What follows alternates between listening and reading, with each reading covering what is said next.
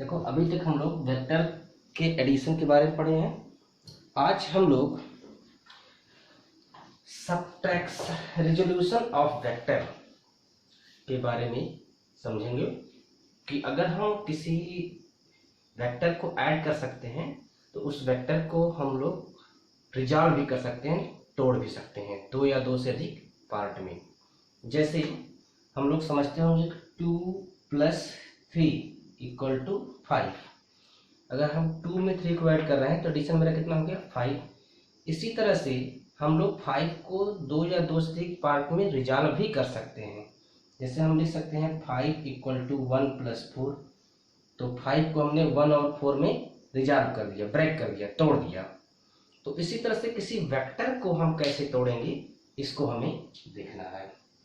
तो अब हम पढ़ेंगे resolution of vector. Resolution of vector, it is very important topic. Resolution of A vector. तो कैसे हम किसी वेक्टर को रिजॉल्व करेंगे?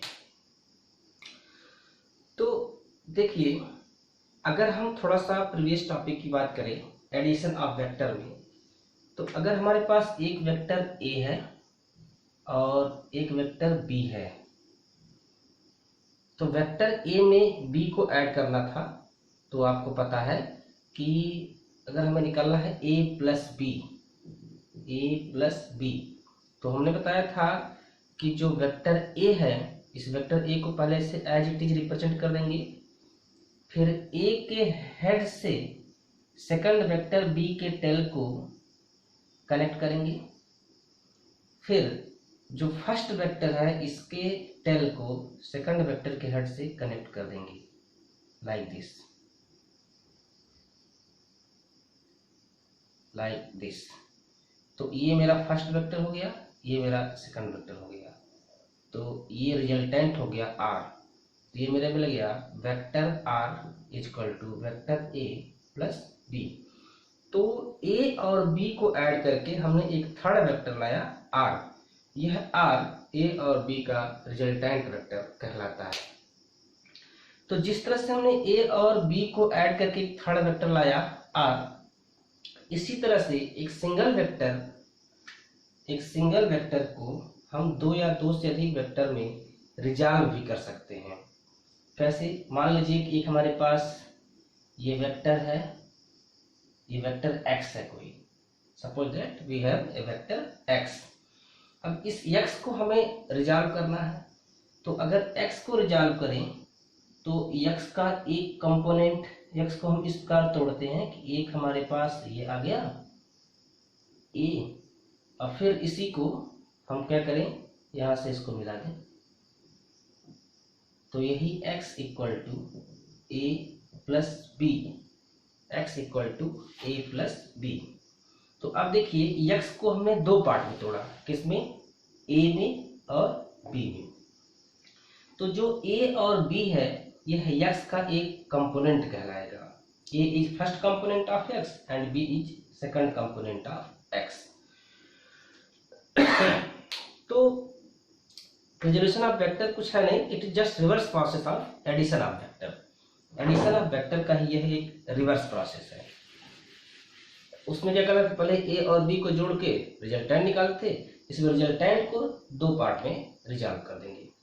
तो किसी भी वेक्टर को अगर हम रिजॉल्व करते हैं तो वे रिजॉल्विंग वेक्टर कैसे, कब कहलाएंगे रिजोल्यूशन ऑफ वेक्टर? कि जब रिजॉल्व वेक्टर का वेक्टर सम इनिशियल वेक्टर के बराबर हो जाए। ना, रिजॉल्व वेक्टर का वेक्टर सम इनिशियल वेक्टर के बराबर हो जाता है, तब हम कहते हैं कि रिजॉल्विंग वेक्टर गिवन वेक्टर के रिजोल्यूशन है। जैसे एक और देख लेते हैं। ये मान लीजिए हमारे पास एक वेक्टर ये है a। अब इस a के हमने दो कंपोनेंट निकाले। मान लीजिए हमारा एक पार्ट ये आ गया p और एक पार्ट q आ गया q। तो p और q का वेक्टर सम a के बराबर है, तो हम कहेंगे vector a = vector p + vector q।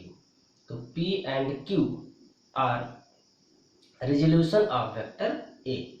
In this way P and Q are resolution vector of A.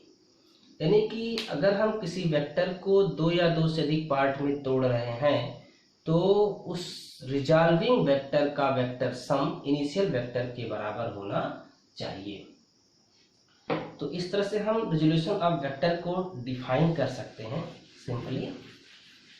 Resolution of vector is a process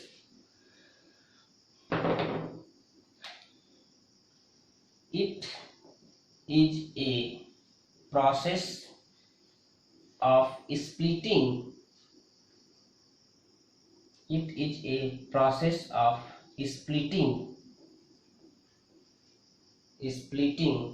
of a single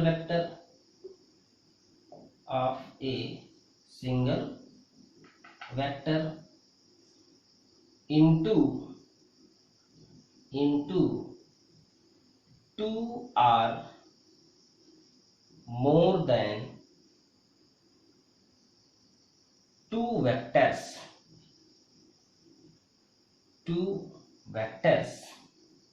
in different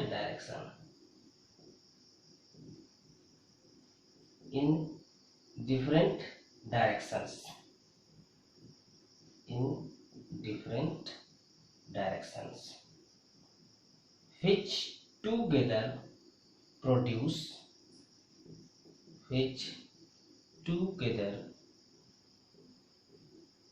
produce the same effect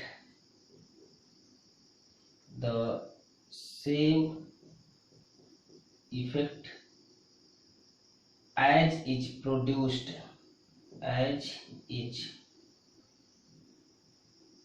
produced by single vector alone.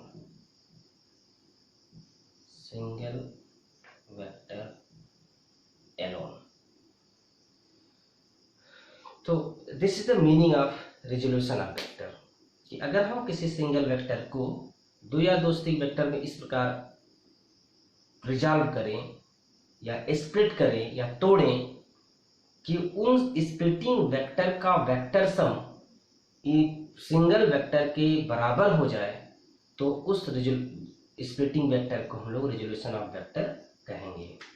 जैसे ये मान लिया हमने बताया था आपको, ये कोई एक वेक्टर है R, इसको हमने दो या दो से अधिक भाग पे तोड़ दिया। मान लीजिए ये फर्स्ट वेक्टर A हो गया, ये सेकंड वेक्टर B हो गया, ये थर्ड वेक्टर C हो गया। तो R is equal to vector A plus vector B plus vector C। तो A, B and C, these three vectors are called resolution of vector R। तो ये तो एग्जैक्ट मीनिंग हो गया रिजोल्यूशन ऑफ वेक्टर का। मतलब रिजोल्यूशन मतलब होता है क्या, तोड़ देना, उस वेक्टर को दो या दो से अधिक पार्ट में तोड़ देना। लेकिन यहाँ पे जो हमें मेन सीखना है वो हमारा है रेक्टेंगुलर कंपोनेंट ऑफ वेक्टर। इसी को हमें बेसिकली सीखना है, यही आपको ध्यान देना है, रेक्टेंगुलर कंपोनेंट ऑफ वेक्टर।